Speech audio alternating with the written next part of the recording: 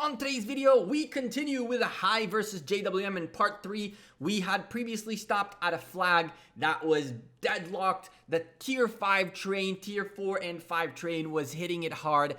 And after 12 plus hours, the blockade was starting to crack and the tier 4 and 5 train kept pushing forward.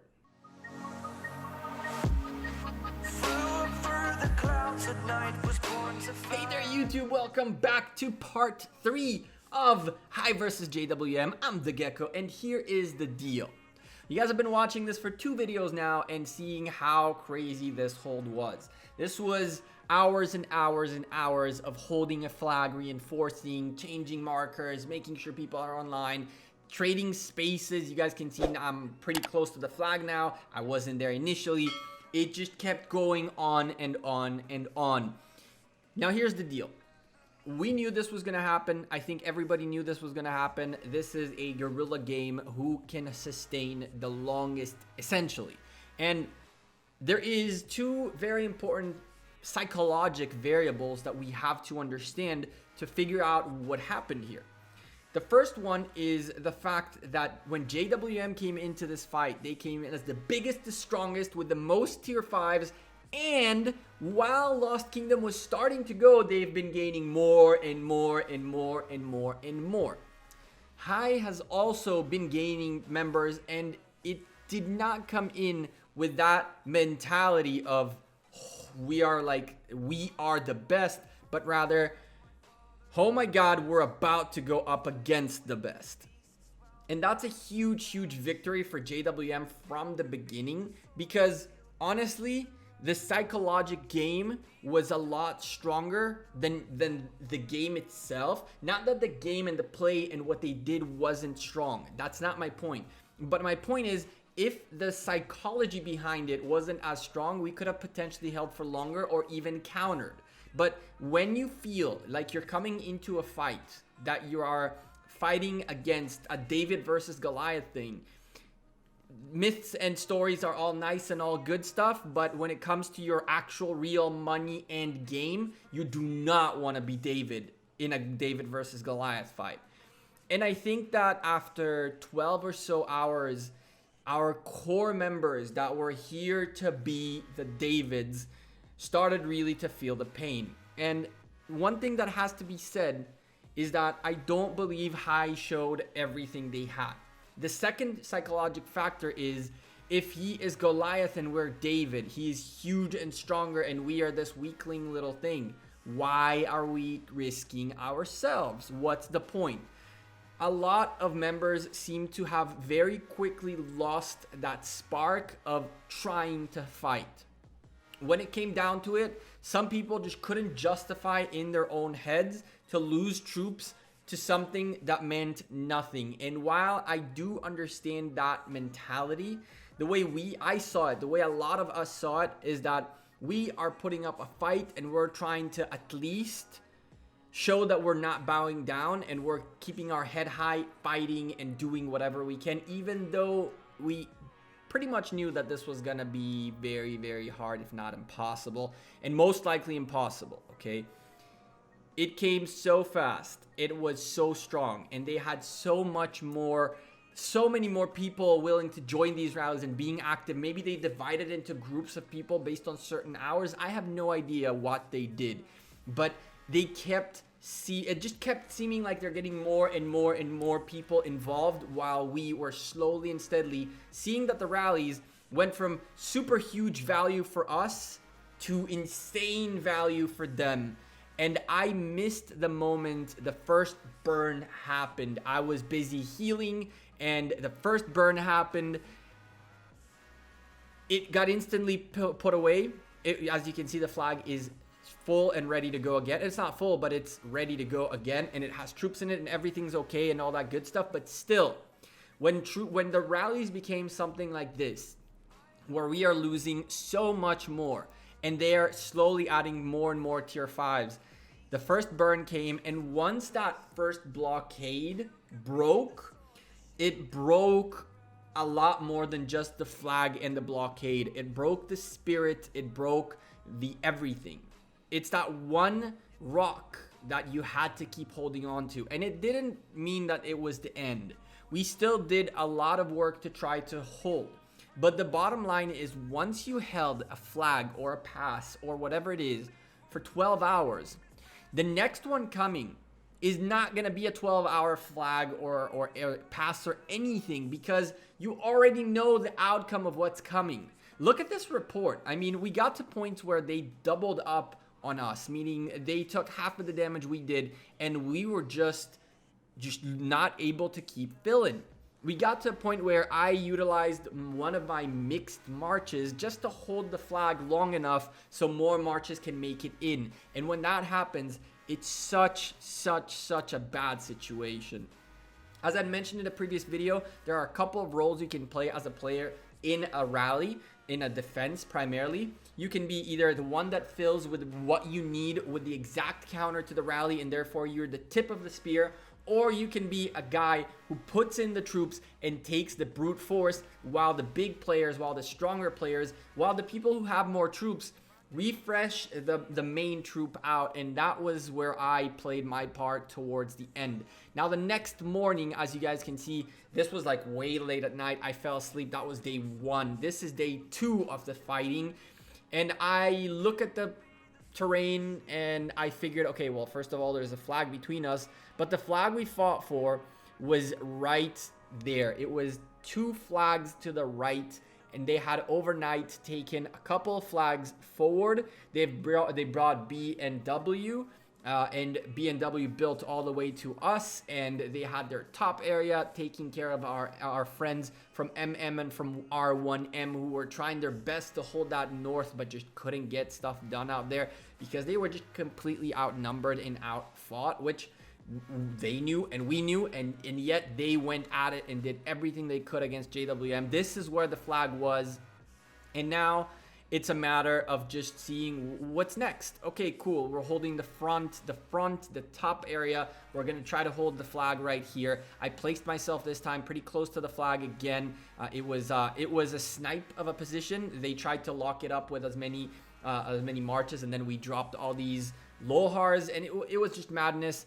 But as you guys can see, the next day, they were already at our front door, and we misplaced a crucial fortress, which then didn't block the pass at all. And they came in from the top and from the bottom, and it was just, we couldn't hold.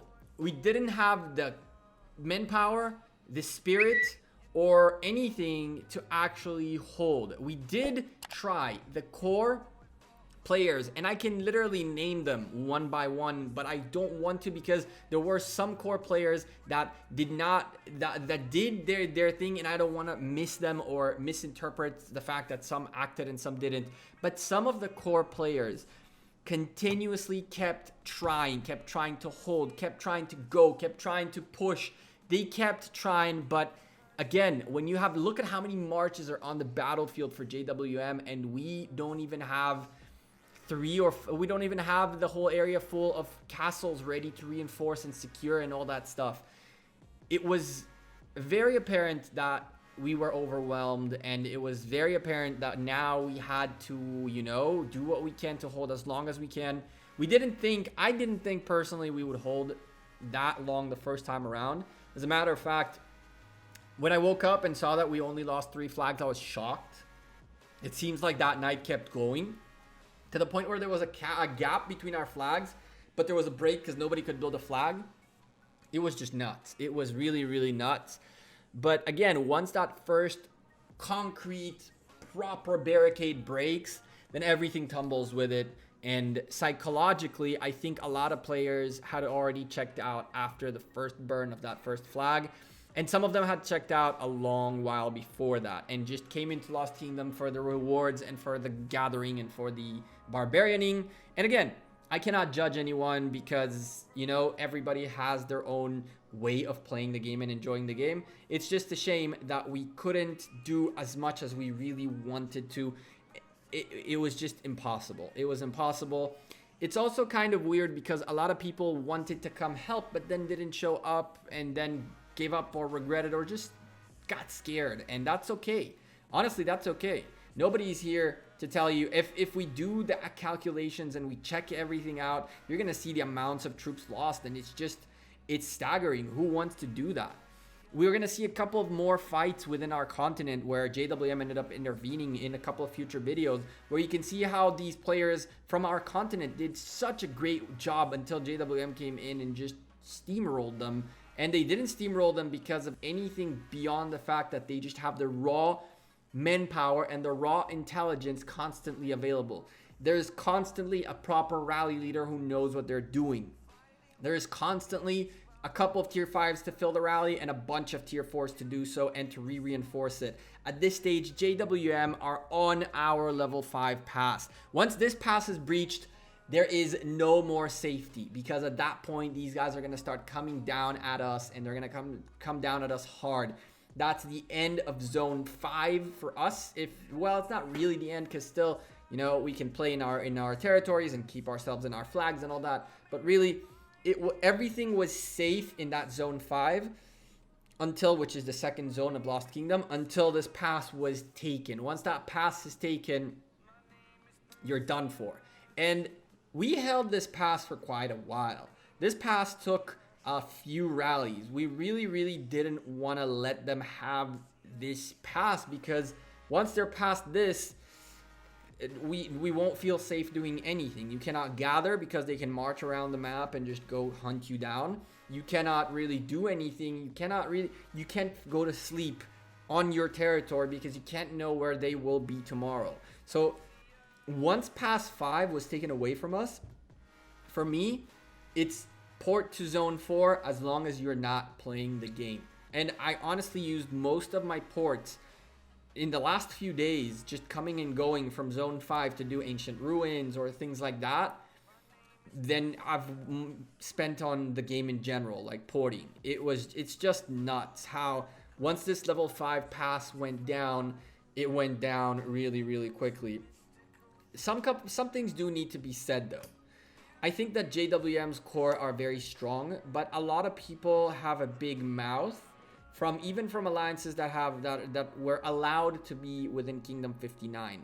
I think it's pretty funny to see the psychology behind a few individuals, a few alliances, and even in groups of people who just believe that they have superiority because the strong players are on their side.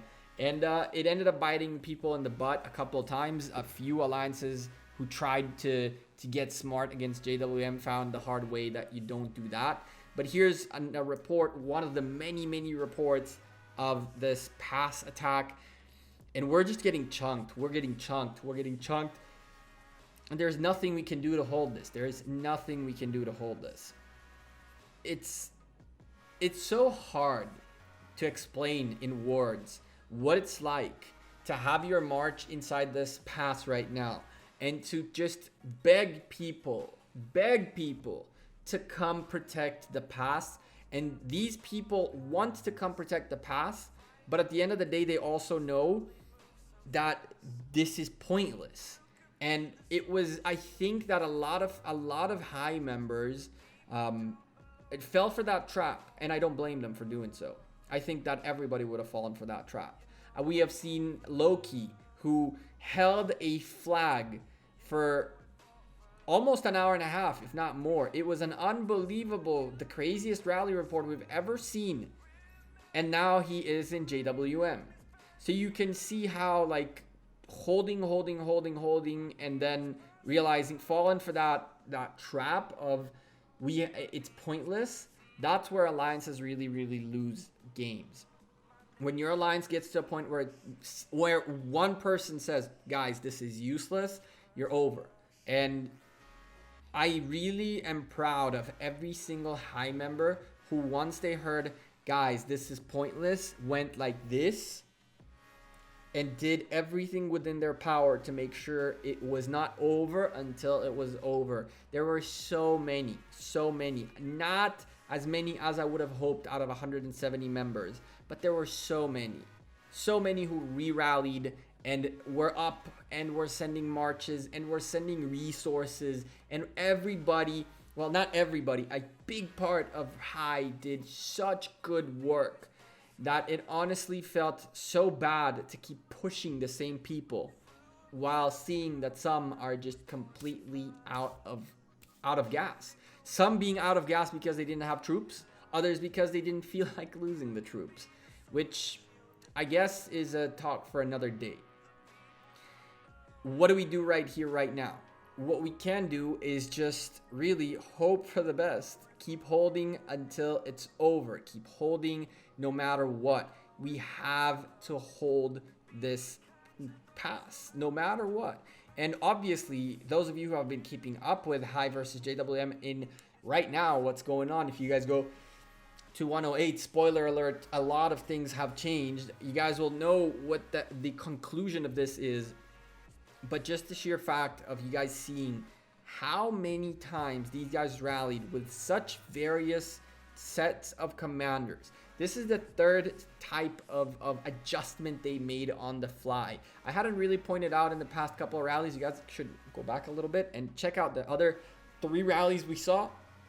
You'll see that this Khan, Tao Tao appear a couple times, but there are also a few attempts with the YSG El Cid and a couple of other pairings. These guys are really working to crack the pass, and they were doing it smartly. They were swapping up the types of troops they're using. They're swapping up the commanders they're using. And we did the same. We did the exact same thing. We swapped commander right there. You guys can see that Julius Caesar was a little bit of a mistake, but we kept swapping things and trying to get things done. And it was just incredible to see. When we counter rally, they cancel their rally to not take damage, instantly start a new rally. And if you go look at a Noon or a Da or any of the people who started rallies, you'll literally see rally up, tons of arrows, like people are ready to go. And this is a counter rally going against that Khan. I think that they felt that this is where the pass might fall. So they kept going, even though there was a rally there. They kept going with some swarm hits on the counter rally on the rally.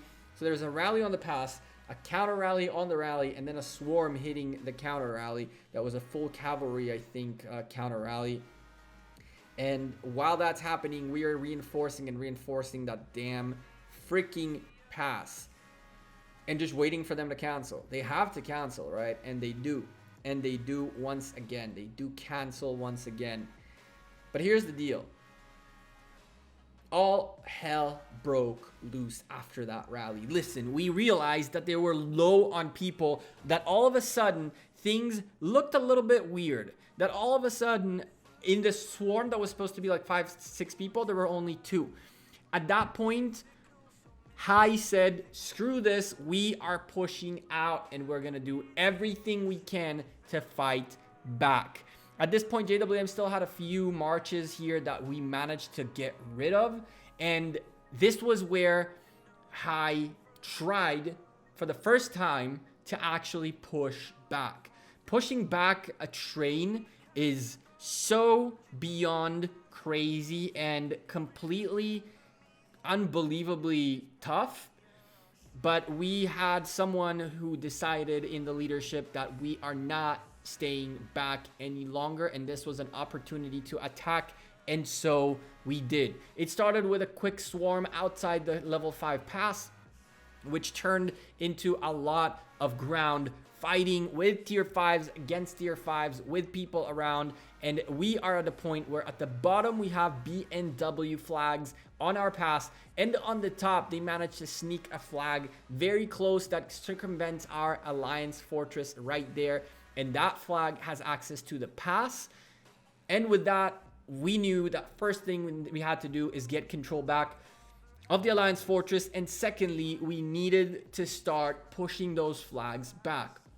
We needed a little bit of a buffer, just a small buffer for JWM to have to go fight for. Again, give us a couple of extra hours worth of grace period to heal, to rebuild, to do everything we needed to do.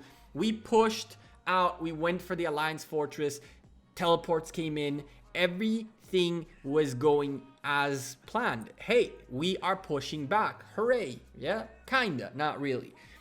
JWM were in their Ark of Osiris, or at least part of them were in the Ark of Osiris. This was a small opportunity for us to push out. We had to find the one window we had where we could potentially do a little bit of damage. Now, I think that if there's not, I don't see yet the guys who are in Arc of Osiris, but in a moment you'll see that this was like right before Arc, which is why some of them really didn't care for what was going on here. And we realized that it's time to push. We had to push, right? And so we began by straight up hitting flags. This was one rally that we attempted to do on JWM territory, and it was, it was something else. Listen, this flag became a brawl. This was the first rally we launched on them. This was the first time we go up against them trying to push back. It was unbelievable how quickly these guys were on their feet. Look at this tiger picture looking guy. I think you guys can still see him above me. I don't know how to say his name, but he sends 3 marches out there, tier 5s, full blown, going out against tons and tons of blue marches. And these JWM people keep showing up and showing up and showing up. They kind of get us to walk out of our territory and fight on their side, which gives them the buffs while we don't get our own buffs as we're out of our territory. So really, fighting had to happen on our grounds or not at all. That flag was so close to the edge that it was possible to rally it from within our own territory, which was fantastic. And now the question is whether we can get this flag to burn. And trust me when I tell you, getting this flag to burn seems like it's easy. But remember, there is a one JWM member right there who can send marches again and again and again, in and out, and he has the tier 5s to back it up. You can see right there, he's even hitting marches on the battlefield, and you're seeing more and more JWM marches making their way towards this flag. It was our first push. It was our first attempt to actually do something. And this is not the people who weren't active the whole time. This is the people who had full freaking hospitals from fighting hours and hours and hours worth of holding passes and flags, all of a sudden pushing their troops out of the freaking pass and just going in. This is right here, literally, I think our biggest push, our biggest counterattack, our biggest attempt at doing something against them, doing something to them. And it very quickly seemed to not work. I mean, our rally did do a lot of damage on that flag, and that flag did get to yellow and even further than that. But we are taking the damage left and right, and it is becoming clearer and clearer that less of us can join the rally as they can join their flag. And the fact that they could have one guy rejoining the flag over and over and over, which is a common technique we know about, goes to show that how easy it would have been for them to hold this. And on top of that, a counter rally on our rally was set by JWM. Again, these guys, 30 of them are on Arc of Osiris, and the rest are just going ham at us. We really didn't want to cancel this rally. We should have done it. We should have probably canceled it once we started hitting yellow and getting to that middle point. But it was our only window of aggression, and I feel like we held on to it more sentimentally than anything else and kept fighting for that flag for dear life, even though we were pretty aware of the fact that this was a lost cause. Now, this is only one of the flags that we went after. You guys are going to see a little bit more action coming up as more people start porting in. We realized very quickly that this flag is a good flag to hit. We're doing damage. The rally is on red and we're not getting anywhere. Sooner rather than later, we have to cancel this and we have to reprioritize and go somewhere that we can get what we're looking for, which is a buffer. At this point, they are so close up on our level 5 pass that if we can, by any miracle, put 2 flags or even 1 flag to slow them down. Yes, it's only an hour of burning and then a few minutes worth of building their own flag closer again. But still, that little gap of time is breathing air. It's breathing air. It's just time for healing your troops. It's time for rebuilding. It's time for re-strategizing. It's time for potentially swapping players in and out. It's time. It's all we wanted. But unfortunately, not on this flag, not in this occasion. We were not able to get this. Well, I wouldn't say we were not able to get it done. I mean, the counter rally is almost dying there, the JWM counter rally. And I'm just checking if I'm recording at this stage because I'm like, oh my God, what is going on here? We are actually rallying this flag still, even though the rally is almost red done. That flag is just getting more and more reinforcements. The amounts of JWMs on the map just keep growing and growing. Look at how many keep coming out of nowhere. And we have troops. Shingen finally cancels the rally. We have troops in the past just in case. But at this stage, we are really, really struggling to figure out where to go and what to do. And then as we're making our way into the pass, coming back for a little bit more. One of the things that really annoys me is that when I drag troops, it brings like the menus. It really pisses me off. I really hope Lilith can move the commanders thing a little bit so that doesn't happen. At this stage, we realized the bottom frontier, the B&W side, was much weaker. That these guys were actually not being reinforced right now by JWM people, and the JWM people were busy doing something else. So we decided it's time to go down south, and it's time to at least cut off the possibility for JWM to double rally. The reason JWM really start winning is they took B&W and they placed them in a position where they could double rally with B&W, and then they would hop to B&W in order to double rally. Very straightforward. Nothing you can do against a double rally, by the way. Holding a double rally seems beyond nuts to me.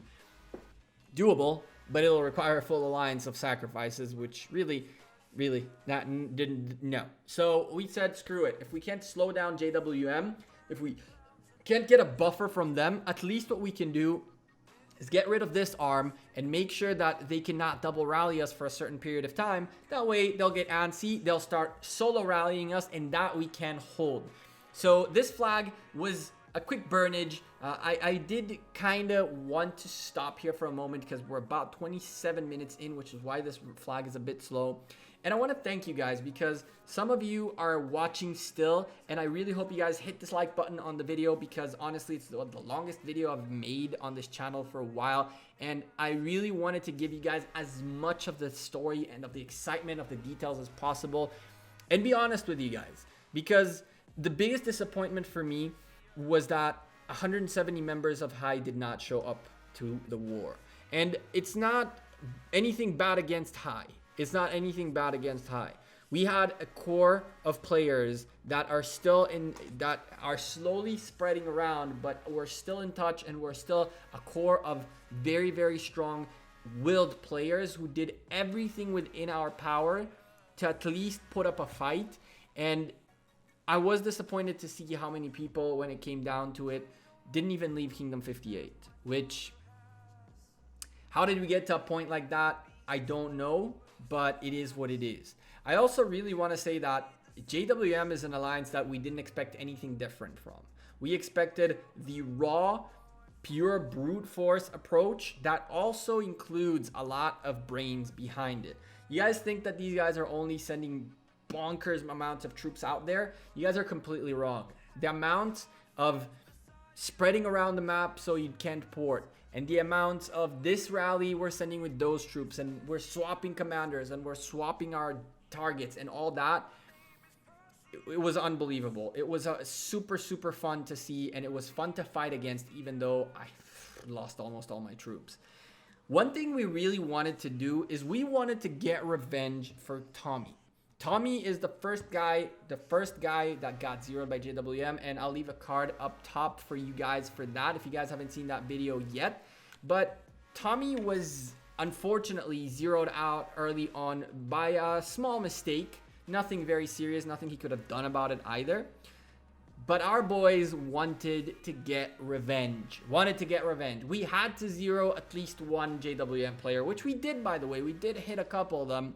But we had to zero at least one of them in the same form that they zeroed our boy Tommy. Now, obviously, their zeroing was a bit stronger because they had a lot more firepower when they did it. But then we found DXD. DXD on a BNW territory. This guy was in BNW helping them out, and then he went back to JWM and stayed here thinking he was safe.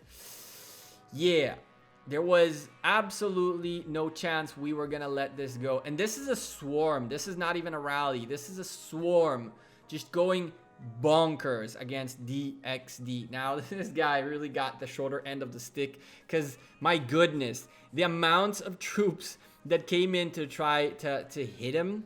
And this is not by any means any strategically smart move, guys. This is nowhere near that.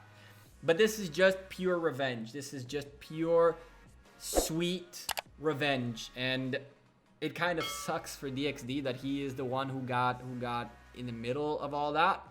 But our guys pushed out and wanted to at least make sure we leave a dent on 1 or 2 members, which you'll see in the next High versus JWM video we did. But for now, I'll let you guys enjoy at least a little small victory by us as we zeroed out DXD. I feel bad for him, to be honest, because he's a big player and those are big losses. But hey, at some point he came online, and you guys are going to see in a moment what happened. But here's the deal. I'm going to have to leave you guys with this in a moment. We got a couple more minutes of awesomeness of trying to zero this guy and continue to progress through the flags and through everything. We have a couple of other videos about this war. The next one is about the continuation of our push and how far we got. And we accomplished quite a bit. It didn't hold for long, but we accomplished quite a bit. And there was a sneak attack too that you guys are really not going to want to miss. So again, thank you guys for watching this video. I apologize if it's too long for you guys or if it was too much. I don't know. I'm just trying to give you guys the whole story and the coolness that was this crazy fight. I hope to see you guys again in the very near future in another video coming out tomorrow. We have daily Rise of Kingdoms videos. And of course, we are a sponsored creator by Rise of Kingdoms, something that I need to remember to keep saying. This was probably, like, you see a couple of JWM people noticing what is going on, and you see a little bit of mayhem happening as they really realize, hey, we might need to come give DXD a little bit of a hand, right? These guys are swarming him for no reason whatsoever. They're taking we are taking tons of losses. But the sheer fact that we keep hitting and burning him is making everybody so much happier, regardless of the losses. And honestly, the losses were brutal. And you can see a rally kept coming in, and you can see a bunch of things happening here, but it was brutal. It was painful. It was hard. I wasn't involved in this because I did not even have, at this point, a full march that I could help with. Both my marches had 80,000 troops, and I was not going to lose the 80,000 troops hitting a tier 5 city. If I had a little bit more troops to be able to help, sure. But hey, this was I wanted nothing to do with this. And as you can see, our boys were hungry. We're hungry for the prey. And yeah, DXD ended up getting the shorter end of the stick. I think he's still fine. I saw him fighting a couple days after, and I'm pretty sure he was not too happy. Although maybe he was. Bam, the shield comes up. He definitely picked up a boatload of kills while at it, but still pretty nasty damages. If he was online this whole time and just letting himself burn, 2 thumbs up. I think he just came in on time to get that quick shield going and then figure out what the heck was going on. I believe he took a few losses, but he's a big boy. He's all right. Anyway, I'm the Gekko. I'm out of here. Thank you guys very much for watching this video. I will see you guys sooner rather than later. Again, if you're new to the channel, make sure you subscribe to the channel and turn on the bell so you get a notification every time I upload a new video. And I'll see you in the next video. Take care. Peace.